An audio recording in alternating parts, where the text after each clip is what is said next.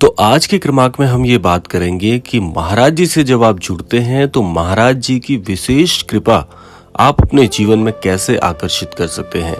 बहुत ही अद्भुत क्रमांक है आज का, क्योंकि जितने भी नए अनन्य भक्त श्री महाराज जी से जुड़ने का प्रयास कर रहे हैं और जितने भी पुराने भक्त जो चाहते हैं कि महाराज जी की विशेष कृपा को जीवन में कैसे आकर्षित किया जाता है, तो आज हम 3 बिंदुओं पर बात करेंगे जो कि बहुत बहुत महत्वपूर्ण है आपके लिए। तो बने रहिएगा क्रमांक के साथ। आइए बढ़ते हैं क्रमबद्ध तरीके से आज के इस अद्भुत क्रमांक की ओर। सबसे पहले बिंदु में आपको एक बात का ध्यान रखना है कि जब भी आप महाराज जी से जुड़ने का प्रयास करें तो आपके अंतर्मन की दशा कैसी होनी चाहिए। आपके अंतर्मन में एक भाव होना चाहिए कि आप महाराज जी से भक्ति के लिए जुड़ रहे हैं, ना कि चमत्कार के लिए। क्योंकि चमत्कार से भक्ति नहीं मिलती, अपितु भक्ति में ही चमत्कार होते हैं। तो यदि इस भाव से आप श्री महाराज जी से जुड़ेंगे कि आप महाराज जी की भक्ति यदि मांग लें महाराज जी से, तो आप पाएंगे कि आपको सर्वस्व की प्राप्ति हो जाएगी। क्योंकि बहुत से लोग श्री महाराज जी से इसलिए भी जुड़ना चाहते हैं क्योंकि उन्होंने सुना है कि महाराज जी बहुत चमत्कारिक हैं, चमत्कार करते हैं। यदि इस भाव से आप श्री महाराज जी से जुड़ने का प्रयास कर रहे हैं तो आप समझ लीजिएगा कि ना तो आपको भक्ति मिलेगी और ना ही जीवन में कोई चमत्कार होंगे, क्योंकि आपकी भावनाएं वैसी नहीं हैं। जब तक भावनाओं में बहुत ज्यादा शीतलता नहीं होती है तब तक हमारे जीवन में कोई भी बड़े कार्य सफल नहीं हो पाते हैं। तो इसीलिए अपनी भावनाओं को स्वच्छ रखिए। भावनाएं यदि आपकी मलिन होंगी तो आपके जीवन में किसी भी प्रकार से कोई भी उत्कृष्ट कार्य होता हुआ आपको नहीं दिखेगा। अंततः आपको निराशा ही हाथ लगेगी। तो इसीलिए इस बात का ध्यान रखना सबसे ज्यादा जरूरी है, क्योंकि ये बात यदि आपके मन में बैठ जाएगी तो आप भक्ति का सही आशय समझ जाएंगे। आइए बात करते हैं दूसरे बिंदु की ओर। दूसरा बिंदु आपको क्या कहता है कि जब भी आप श्री महाराज जी से जुड़ने का प्रयास करें और महाराज जी के सानिध्य का अनुभव करने लगें, तो आपको क्या करना है कि नियमबद्ध होकर अपनी प्रार्थनाएं करनी चाहिए और अवश्य ही इससे आपकी हर बात महाराज जी तक पहुंचेगी और क्रियान्वयन होकर महाराज जी आपकी हर मनोकामना को पूरी करेंगे। यानी कि अपनी प्रार्थनाओं में भी आपको नियमीकरण अवश्य करना होगा। नियमित रूप से नियमबद्ध होकर यदि आप दिन प्रतिदिन महाराज जी से अपने हृदय की एक एक बात प्रार्थना स्वरूप में करेंगे तो आप पाएंगे कि आपके हर कार्य में आपको उतनी ही सफलता मिलेगी जितना आपने सोचा है, और कई कार्यों में तो आशातीत सफलता मिलने के भी बहुत प्रबल योग आपको बनते हुए दिखेंगे। इसीलिए कहा जाता है कि जिस भी कार्य को करें उसे अधूरा ना छोड़ें, नियम बनाकर करें।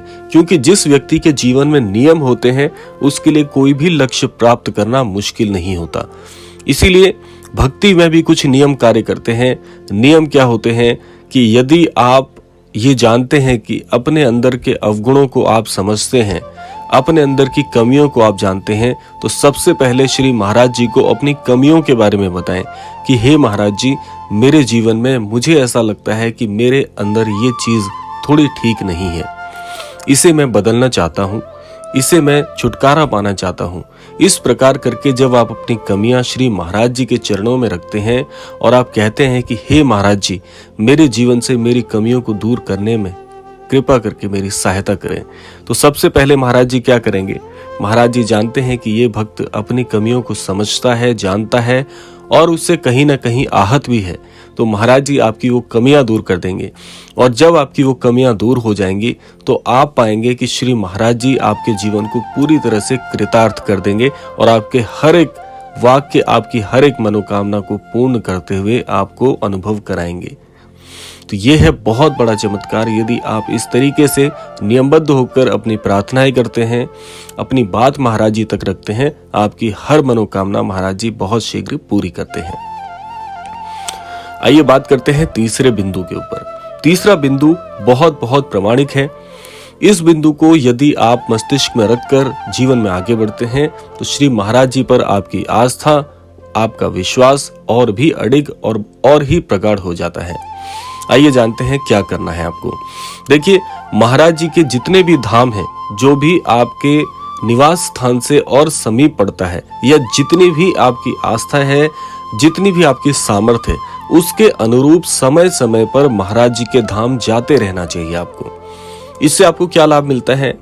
इससे आपकी भक्ति और महाराज जी से जो जुड़ाव है वो और भी ज्यादा घनिष्ठ और भी ज्यादा प्रगाढ़ होने लगता है, क्योंकि समय समय पर महाराज जी का आशीर्वाद लेने, महाराज जी के दर्शन करने यदि आप महाराज जी के धाम जाते हैं तो जहां पर भी महाराज जी के धाम है, जैसे श्री कैंची धाम है, ऐसे ही वृंदावन धाम है, तो इन धामों में जब आप जाते हैं तो इन धामों की जो दिव्य शक्तियां होती हैं, जो दिव्य ऊर्जाएं वहां पर विद्यमान है, वो भी आपको बहुत ज्यादा कृतार्थ करती हैं, वो भी आपको बहुत ही दिव्यता का अनुभव कराती हैं।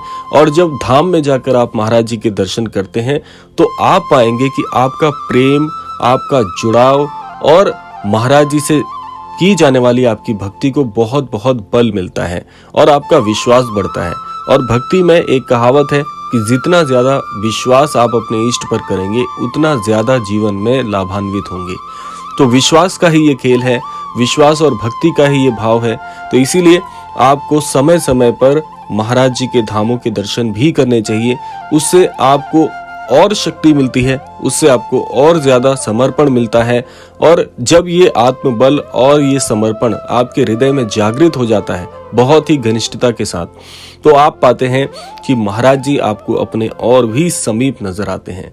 और ये शक्ति इतनी दिव्य होती है कि जो असंभव कार्य लगते हैं, जो आपको ऐसा लगता है कि बहुत ही दुर्लभ चीजें हैं जो जीवन में नहीं परिवर्तित हो सकती या जीवन में उसको आकर्षित नहीं किया जा सकता, ऐसे ऐसे दुर्लभ चीजें, ऐसे ऐसे दुर्लभ घटनाएं जो कि आप चाहते हैं आपके जीवन में हो, वो सारी चीजें बड़ी सरलता से आपके जीवन में सुगम हो जाती हैं।